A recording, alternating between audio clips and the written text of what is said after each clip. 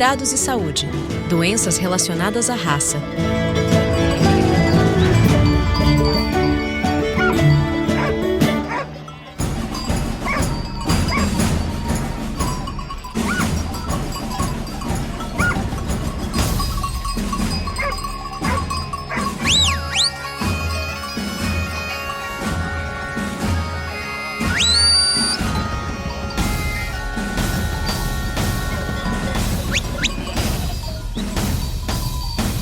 Você sabia que depois da espécie humana, o cão é o mamífero em que se identificou o maior número de doenças hereditárias? E isso se aplica, como já apresentado, pela reprodução seletiva realizada por humanos em busca de obter exemplares com fenótipo e genótipo desejados. Assim surgiram as chamadas raças puras.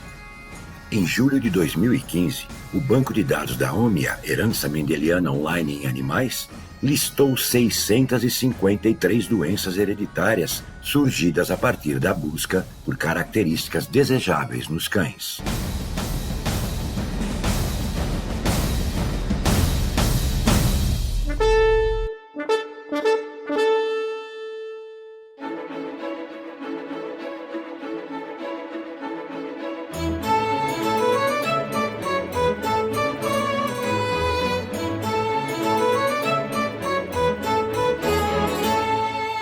A predisposição racial.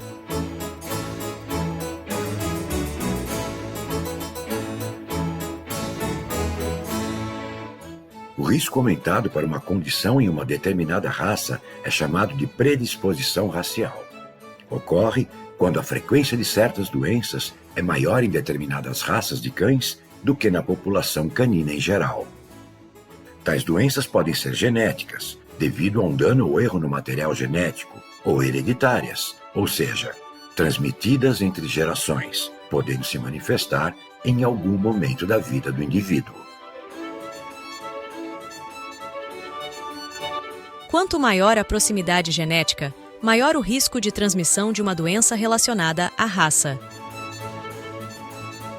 A busca pelo cão ideal levou ao acasalamento entre matrizes e padreadores, fêmeas e machos reprodutores, com maior número de características visíveis desejadas, tudo para fixar características, muitas vezes com a prática da endogamia, ou seja, acasalamentos entre indivíduos com parentesco, resultando na homogeneidade dos indivíduos da mesma raça. Evidentemente, esse objetivo gradativamente foi sendo alcançado. No entanto, a fixação das características desejadas visíveis fixou também o que não podia ser visto, ou as doenças geneticamente transmissíveis. Isso porque no mesmo gene onde era encontrado o código genético de uma determinada característica, havia uma associação ao código da doença. Desse modo, cada vez que essa característica era selecionada, a possibilidade de transmissão da doença também era. Assim, as doenças passaram a fazer parte do patrimônio genético de cada raça canina. Quando a predisposição estiver relacionada a condições hereditárias graves, com possibilidade de transmissão aos seus descendentes, os cães afetados deverão ser impedidos de se reproduzirem para a diminuição da frequência da doença. Sendo assim, é fundamental que, antes de adotar ou adquirir um cão, o tutor busque orientação de um veterinário para uma completa abordagem sobre a predisposição da raça a uma ou mais doenças.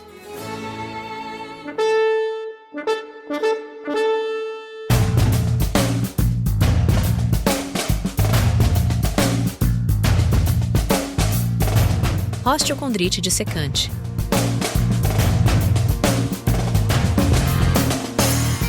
Osteocondrite dissecante, ou apenas OCD, é uma condição dolorosa que afeta a cartilagem articular, geralmente do ombro em Border Collies, às vezes no joelho ou cotovelo. Ocorre mais comumente entre o 4º e o 8º meses de vida do cão, embora seja ocasionalmente visto também em cães mais velhos. E uma curiosidade, os machos são 5 vezes mais afetados do que as fêmeas. A dor está relacionada à inflamação da cartilagem que racha e necrosa, possibilitando que uma pequena parte da cartilagem se quebre e flutue livremente na articulação. Este resíduo de cartilagem continua a crescer, o que aumenta a inflamação, irrita os nervos e causa o aumento da dor. A necrose da cartilagem pode também afetar o osso. Causas da osteocondrite dissecante. As causas exatas da osteocondrite dissecante são desconhecidas. Acredita-se que seja multifatorial, fatores genéticos e, portanto, herdabilidade.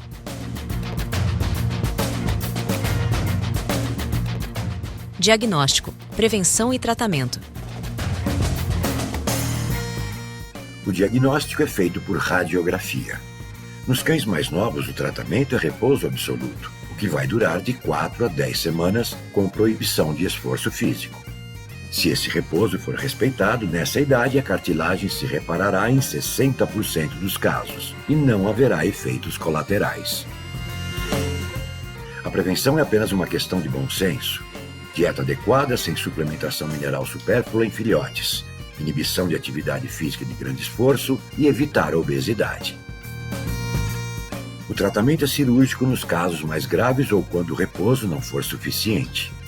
O veterinário remove o pedaço de cartilagem flutuante e repara as lesões cartilaginosas. Aos 15 dias de descanso, o cão recupera toda a sua mobilidade. As recorrências são muito raras.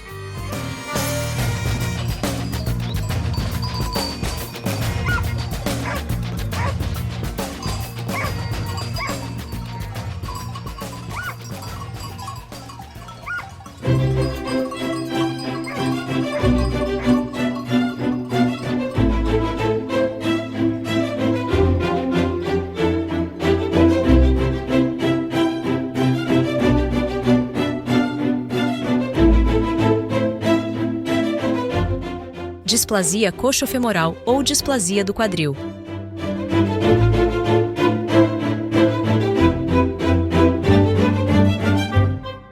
De acordo com um estudo da OFA, The Orthopedic Foundation for Animals, mais de 10% dos Border Collies sofrem dessa anomalia.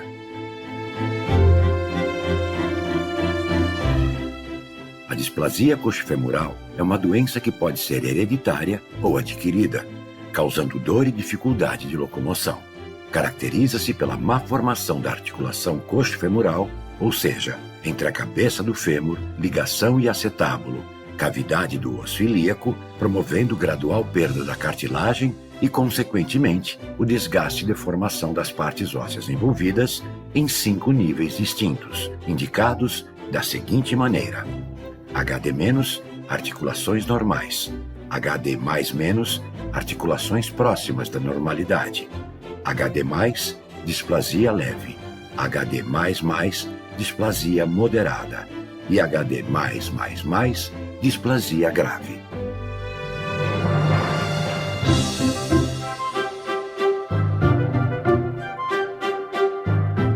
Sintomas e tratamento.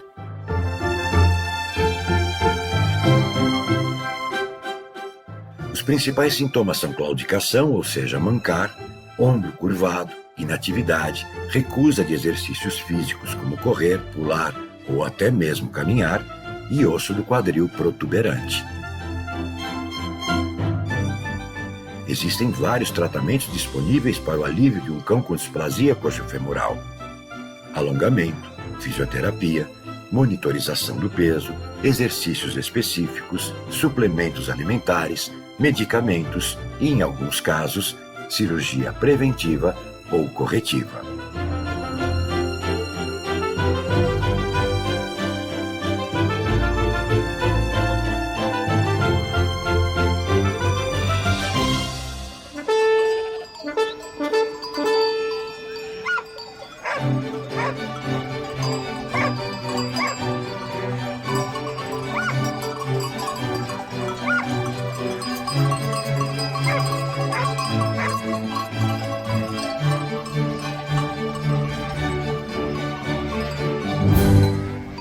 Surdez.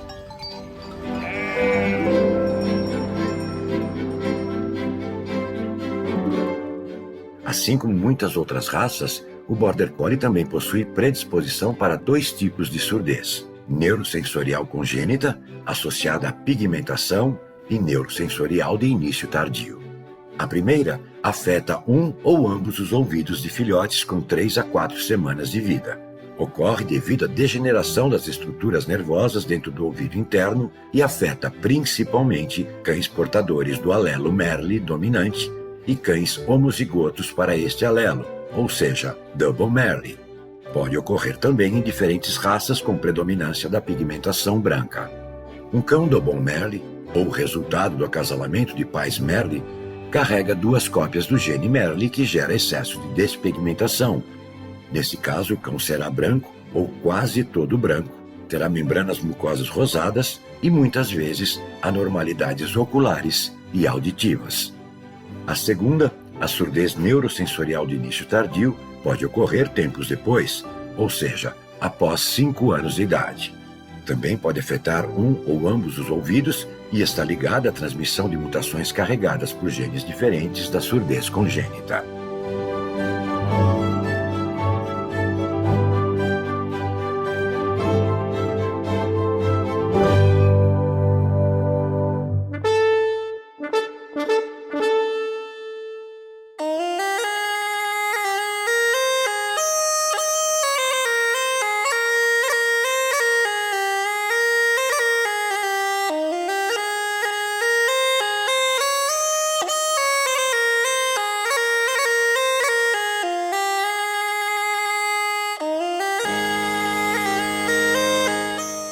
Anomalia ocular de Collie, hipoplasia coroidal.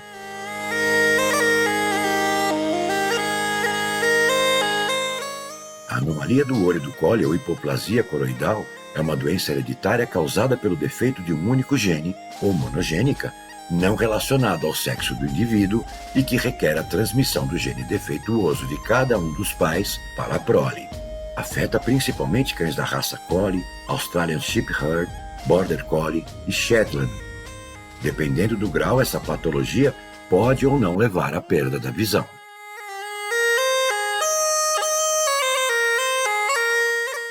Sintomas. Existe uma grande variação dos sintomas de acordo com a raça afetada e entre os indivíduos afetados de uma mesma raça. O defeito genético faz com que o tecido vascularizado sobre a retina se desenvolva anormalmente, chamado de coroide. Podemos então distinguir 4 graus de patologia. Graus 1 e 2, comprometimento leve e não progressivo. Graus 3 e 4, comprometimento grave e progressivo.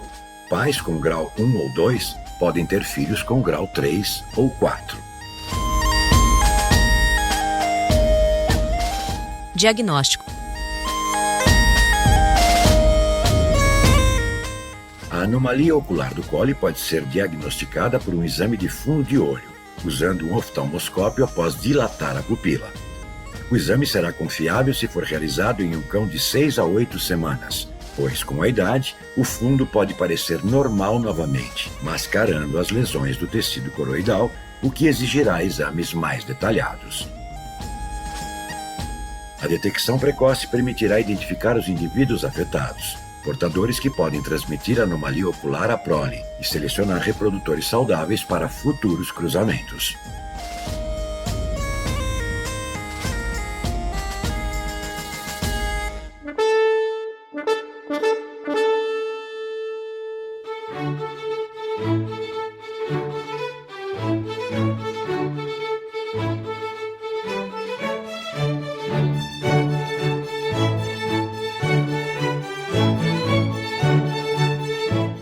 Sensibilidade MDR1.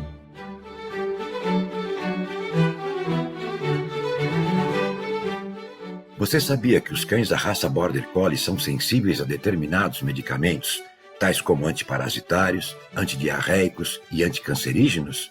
Essa sensibilidade é conhecida como MDR1, que se manifesta pelo funcionamento anormal de uma proteína transportadora presente na barreira hematoencefálica, ou seja, no grupo de células que bloqueiam o sangue no cérebro para regular seu fluxo.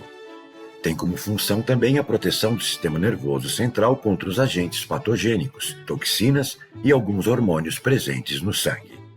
Por ela passam somente nutrientes necessários para o funcionamento cerebral, bloqueando muitas vezes tratamentos médicos, principalmente os neurológicos. Ocorre quando dá mutação no gene MDR1, provocando neurotoxicidade associada à ingestão de drogas. Os sintomas são vômito, tremor, dificuldade locomotora, aparecimento de cegueira, convulsões e até mesmo a morte do animal. Mas a lista de fragilidades e possíveis problemas de saúde do Border Collie não param por aí. Há ainda o colapso do Border Collie.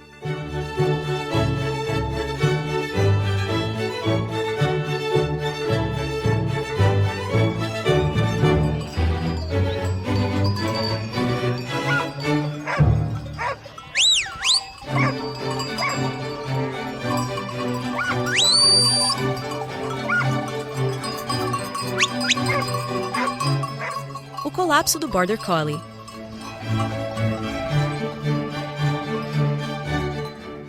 O colapso do Border Collie, ou apenas CBC, é um distúrbio episódico do sistema nervoso. Esse distúrbio é reconhecido em toda a América do Norte, Europa e Austrália, e pode ocorrer em cães usados para o trabalho, bem como os que participam de competições de agility ou flyball, ou mais simplesmente, durante a perseguição repetitiva de uma bola ou sujeitos a situações estressantes prolongadas. Por isso, esse distúrbio também é chamado de colapso induzido pelo exercício, hipotermia induzida pelo exercício, ataques de estresse e oscilações. Os cães afetados são normais em repouso e parecem saudáveis. Os episódios de colapso típicos começam 5 a 15 minutos após o início do exercício ou situação estressante prolongada e resultam na desorientação, atividade mental deficiente ou perda de concentração. O cão pode parecer balançar, cambalear e cair para o lado. Pode também levantar cada membro excessivamente ao caminhar ou ter uma marcha irregular.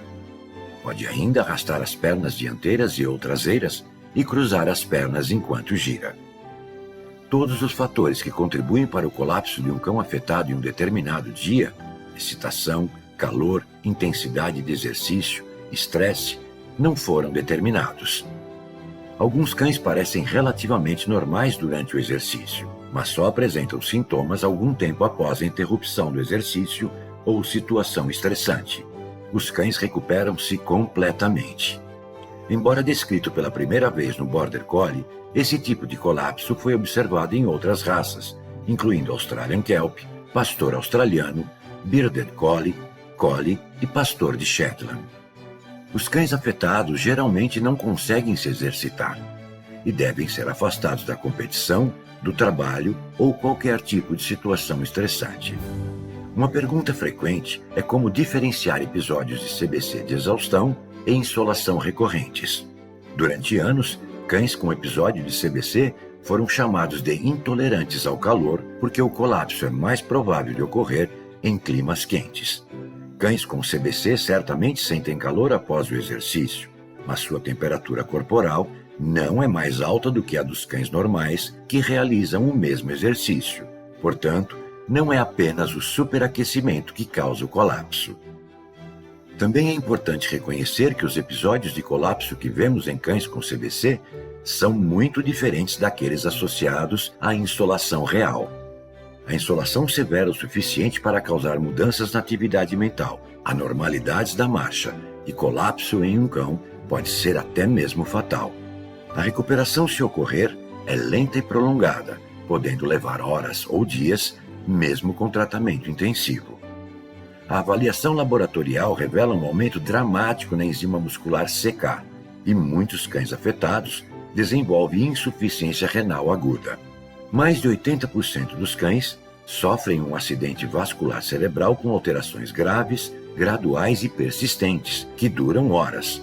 Danos nas paredes dos vasos sanguíneos levam à formação generalizada de coágulos e causam também danos a múltiplos órgãos, baixa contagem de plaquetas e, frequentemente, sangramento generalizado. Em contraste, cães com episódios de colapso relacionados ao CBC não apresentam anormalidades laboratoriais e se recuperam relativamente rápido. Além da gravidade dos episódios de colapso, a natureza recorrente dos episódios relacionados ao CBC E o fato de que o colapso pode ocorrer mesmo durante dias com temperatura ambiente moderada ou fria ajuda a distinguir o CBC de doenças relacionadas ao calor. Os cães afetados ainda podem viver uma vida relativamente normal, com limitação de participação em atividades físicas, especialmente em climas quentes. Até que se saiba com exatidão a causa dos episódios, não há tratamento específico que possa ser recomendado para prevenir o colapso do Border Collie. Minha opinião com respeito aos estudos já realizados é a de que o colapso do Border Collie está intimamente associado ao estresse, causa principal desse distúrbio.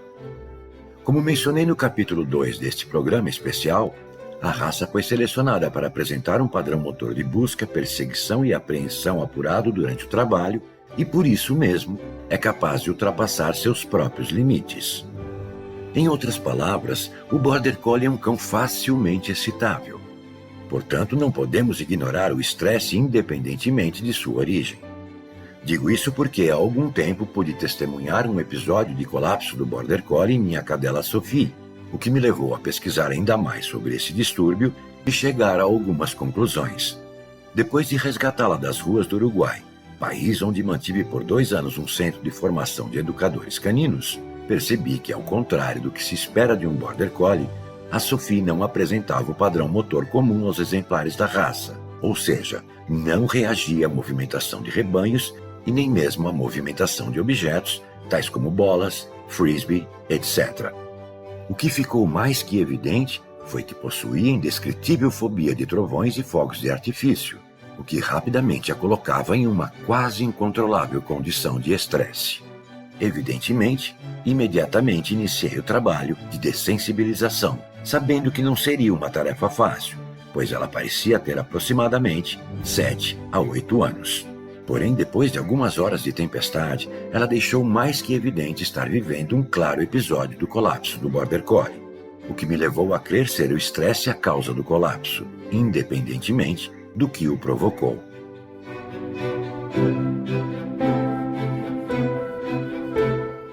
Para ver um Border Collie durante um colapso, acesse meu Instagram, @autorgelsonleite.